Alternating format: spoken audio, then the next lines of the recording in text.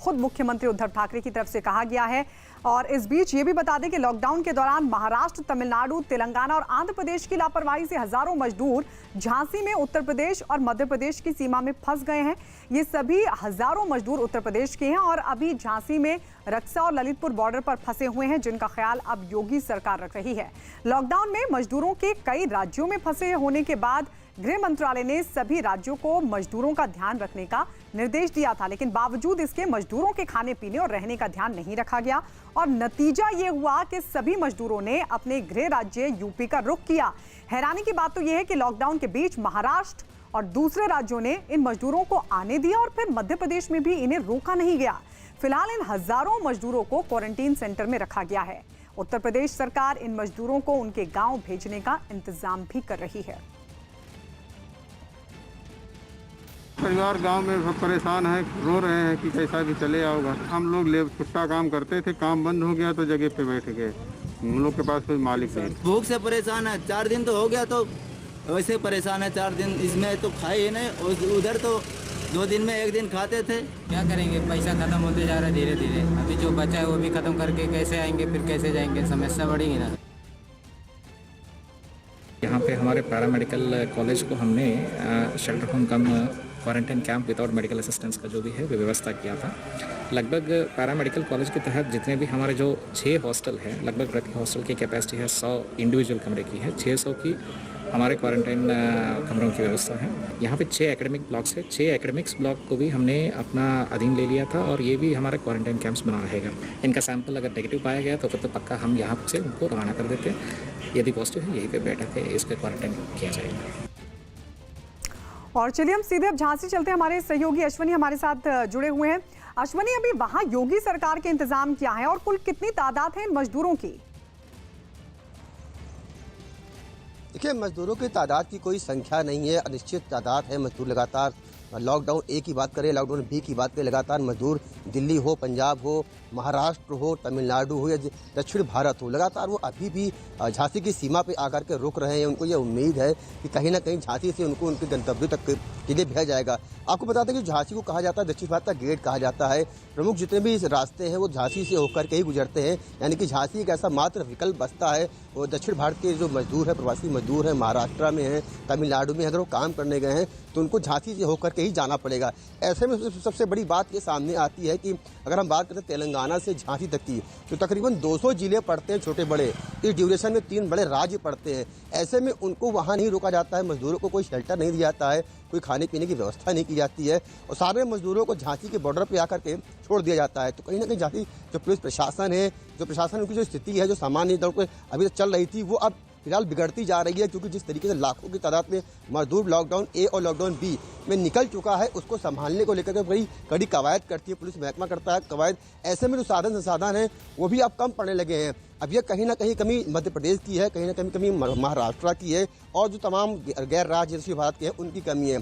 तो जितना योगी सरकार कर पा रही है अपने यूपी के मजदूरों को वापस लाने के लिए, या यूपी में जो मजदूर आ चुके हैं झांसी की सीमा पर, उनको फिलहाल झांसी और जो तमाम जिले हैं वहाँ क्वारंटाइन किया गया है। तमाम जो व्यवस्थाएं हैं वो मुकम्मल की गई हैं, खाने पीने से लेकर के तमाम जो व्यवस्थाएं, स्वास्थ्य परीक्षण की है, वो सब योगी सरकार करवा रही है। लेकिन सवाल ये उठता है कि जिस तरीके से दक्षिण भारत, खासतौर से महाराष्ट्र, मुंबई और तमिलनाडु से जो मरीज जो आ रहे हैं मजदूर प्रवासी, उनको लेकर के अगर उनको वहाँ नहीं रोका जाता, उन राज्यों में 2 वक्त की रोटी नहीं दे सकती, तो वाकई में ये कहीं ना कहीं बड़ी सोचनीय स्थिति बनती है। तो फिलहाल योगी सरकार अपने मजदूरों को वापस लाने की एक कार्य योजना तैयार कर रही है, जो जल्द अमल में आएगी। जो गैर राज्यों में फंसे हुए हैं मजदूर, उनको लाया जाएगा। लेकिन सवाल ये उठता है कि आखिर वो कौन सी ऐसी वजह पड़ती है कि झांसी की सीमा पे आकर के सारे मजदूरों को उतार दिया जाता है।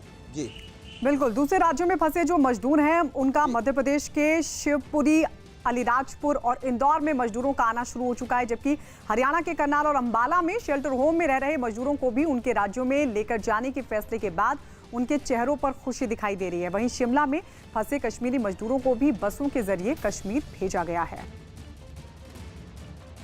ये अलग अलग तस्वीर आपको दिखा रहे हैं मध्य प्रदेश की अलग अलग जगहों की तस्वीर आपके सामने। तो वहीं हिमाचल, हरियाणा की तस्वीर भी आप देख रहे हैं, जहां मजदूरों के लिए कोशिश की जा रही है कि वो अपने घर तक पहुंच जाएं।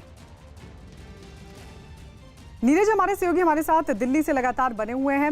नीरज, जिस तरीके की तस्वीर झांसी में दिखाई दी, जिस तरीके से बड़ी संख्या में मजदूर बॉर्डर पर पहुंचे और लापरवाही कई राज्यों की सामने आई, उसमें महाराष्ट्र भी शामिल है। क्या और भी राज्यों में इस तरह की लापरवाही हो सकती है? इस बात से इनकार नहीं किया जा सकता। तो क्या गृह मंत्रालय की तरफ से और कड़े निर्देश दिए जा सकते हैं? ऐसी कोई संभावना दिखाई देती है? क्योंकि पहले जो निर्देश दिया गया था उसके बावजूद भी लापरवाही देखने को मिली।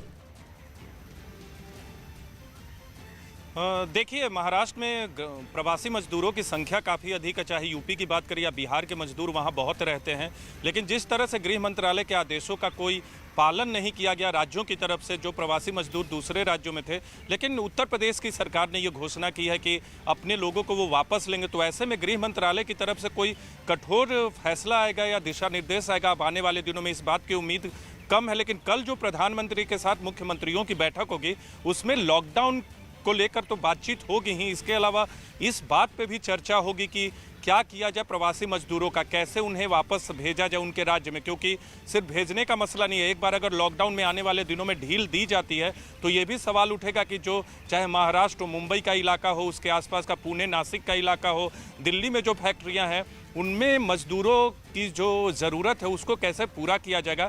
और ये एक बड़ा सवाल होगा आने वाले दिनों में। हरियाणा में भी बिहार यूपी के बहुत मजदूर रहते हैं, वहाँ कैसे कामकाज होगा। पंजाब में कृषि का सीजन आएगा तो वहाँ कैसे कृषि मजदूर जो है काम करेंगे। तो ये तमाम चीज़ें हैं जो सवाल उठेगा आने वाले दिनों में। लेकिन जहाँ तक बात है उत्तर प्रदेश सरकार की घोषणा के बाद तमाम राज्यों पर भी दबाव बढ़ेगा कि वो भी अपने मजदूरों को वापस ले जाए। तो कल जब बैठक होगी तो इस बात पर चर्चा ज़रूर होगी। और अगर गृह मंत्रालय की तरफ से कोई दिशा निर्देश आता है तो उसका पालन करने के लिए भी आने वाले दिनों में राज्य सरकारें मजबूर होंगी।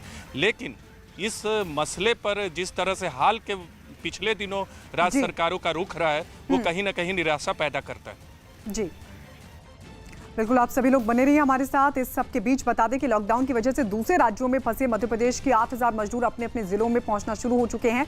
इन राज्यों के मजदूरों को बसों के जरिए मध्य प्रदेश लाया जा रहा है। अभी तक गुजरात के 17 बसें गुजरात से पहुंच चुकी हैं। झाबुआ जिले के पटोल बॉर्डर पर पहुंचे गुजरात से करीब 2000 मजदूरों की जांच की गई। राजस्थान से भी मजदूर आने शुरू हो गए हैं। गुजरात से 2400 मजदूर 98 बसों के जरिए मध्य प्रदेश के लिए रवाना हो चुके हैं। दूसरे राज्यों से भी मजदूरों को जल्द ही वापस बुलाया जाएगा।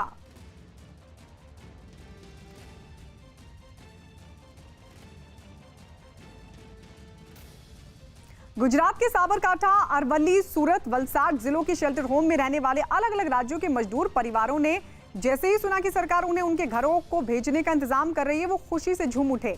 बीती रात करीब 220 मजदूर परिवारों को मध्य प्रदेश भेजा गया। मजदूरों को बसों के जरिए मध्य प्रदेश सीमा तक पहुंचाया जाएगा, जबकि बाकी लोगों को भेजने की व्यवस्था की जा रही है। लॉकडाउन के बाद ये मजदूर परिवार अलग अलग जगहों पर फंस गए थे, जिन्हें बाद में 23 मार्च को शेल्टर होम में शिफ्ट किया गया था।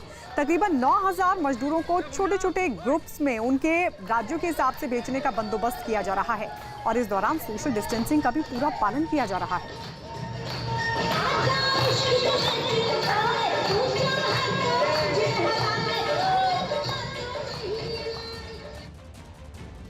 स्वास्थ्य मंत्री डॉक्टर हर्षवर्धन ने एम्स के कोरोना सेंटर का जायजा लिया, जहां मेडिकल टीम की मदद के लिए रोबोट विकसित किए गए हैं।